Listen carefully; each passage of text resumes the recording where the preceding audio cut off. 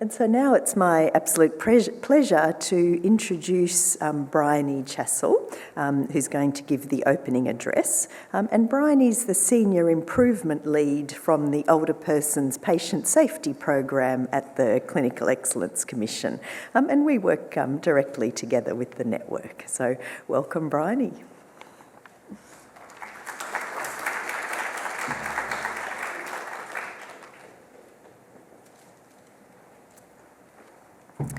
Thank you so much, Kathy. Good morning, everyone, and thank you for being here today. It's a real pleasure to welcome you to the Falls Prevention and Healthy Ageing Network Annual Falls Forum. Looking around the room today and knowing the range of disciplines, services and experiences represented here, it's clear that this is a group deeply committed to improving the care for older people. Today is more about just sharing knowledge. It's about reflecting on our practice, challenging our assumptions, and learning from each other so that we can continue to deliver safe, high-quality, and person-centred care. My neighbour's father was recently admitted to hospital after a fall at home. Prior to that, he had been living independently for years. He did his own shopping, he went for a walk every day. You'd often see him around the suburb picking up the litter. He took great pride in the fact that he didn't need to rely on anyone. That independence wasn't just practical, it was a part of who he was. During his hospital stay, he was identified as being at risk of falls, and quite appropriately, a number of strategies were put into place to keep him safe. Close supervision, encouragement to use the call bell for assistance, and limiting that unsupervised mobility. But over time, something shifted. He stopped walking as much. He started waiting for someone to help him, even though he probably could have managed himself. He became quieter, less confident. And when the team began planning for discharge, the conversation had changed. It was no longer about when he would go home. It was about whether he could go home at all. Now, everything that was done with the best of intentions to prevent further harm. But the outcome highlights something important. Somewhere along the line, in trying to keep him safe, we may have also taken away some of his confidence, his independence, and a part of his identity. And I think this story captures the challenges that we all face. When we talk about falls, it's very easy to talk in terms of incidents and risks and outcomes. But for the people we care for, a fall is rarely just a fall. It can be that moment that changes everything. It might be the moment someone loses confidence in their ability to walk independently. The moment a person who's living at home transitions into residential aged care. Or the moment a family begins to worry that their loved one is no longer safe. But I think it's important that we recognise something else. Falls prevention is not just about preventing harm. At its core, it's about preserving independence. And that is where the real challenge lies, because the very things that reduce falls risk, restraint, restriction, limiting movement, can also reduce independence, dignity, and quality of life. So we're constantly navigating a tension between safety and autonomy, between protection and independence. And this sits right at the heart of what we aim to do. That being delivering care that is not only safe, but also respectful of the person and what matters most to them. And there are no easy answers. Adding to this complexity is the fact that the population we care for is changing. We're seeing increasing numbers of older people with frailty, multiple comorbidities and cognitive impairment. We're seeing more people in our hospitals that are waiting for residential aged care placements. And we're seeing behaviours and presentations that don't always respond to traditional falls prevention strategies. This challenges us to think differently, because what worked 5 or 10 years ago may not be enough today. We know the evidence. We know multifactorial interventions work. We know the importance of mobility, strength, balance. We know environment, medication, cognition, and continence all play a role.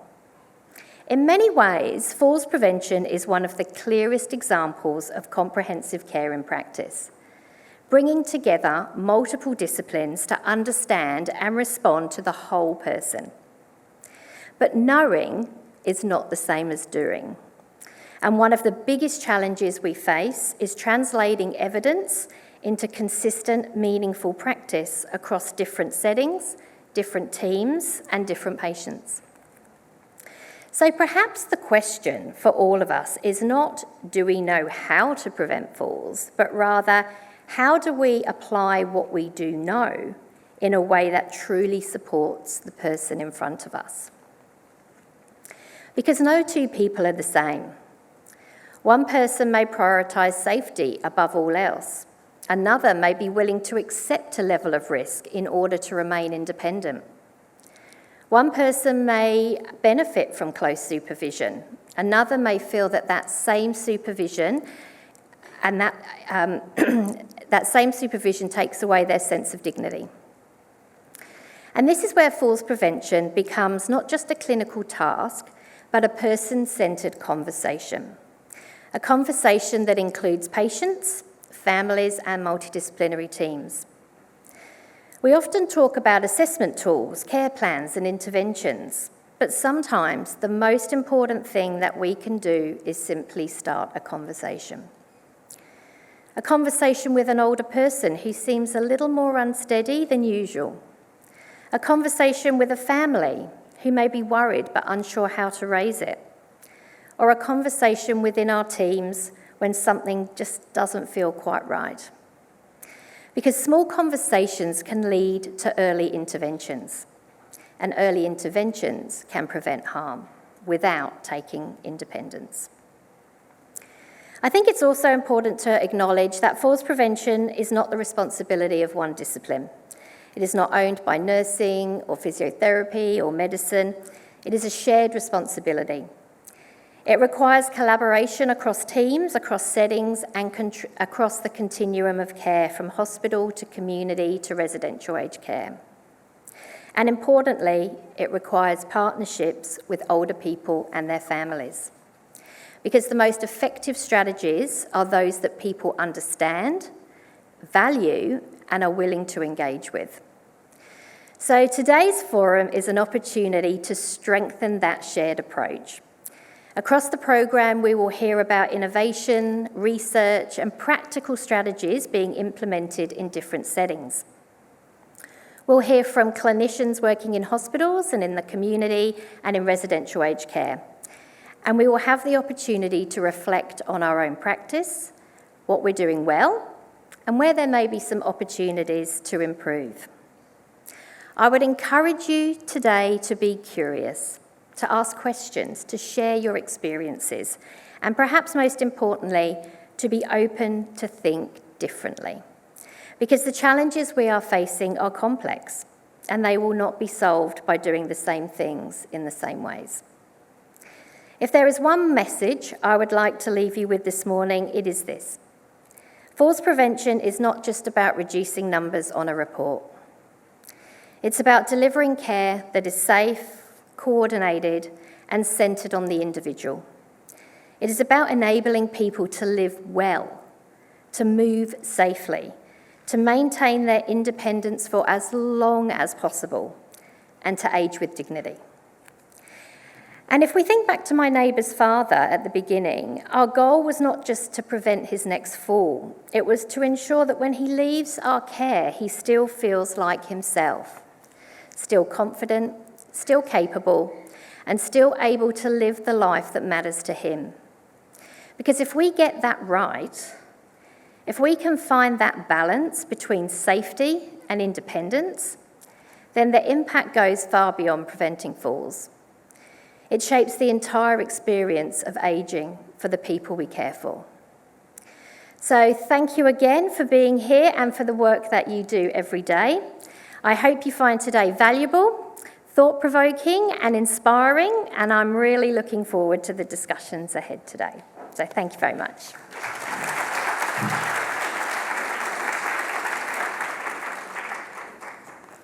Thank you so much, Briony. What a fantastic opening. That, I think, really captured the sort of personal impact of the work that we're all doing, trying to do, the complexity of the situation, the fact that things are actually getting more difficult, but also, and the importance of multidisciplinary action and coordination. But I think you also captured the need to sort of do something and to start simply, and the focus on communication. So fantastic, Briony, well done.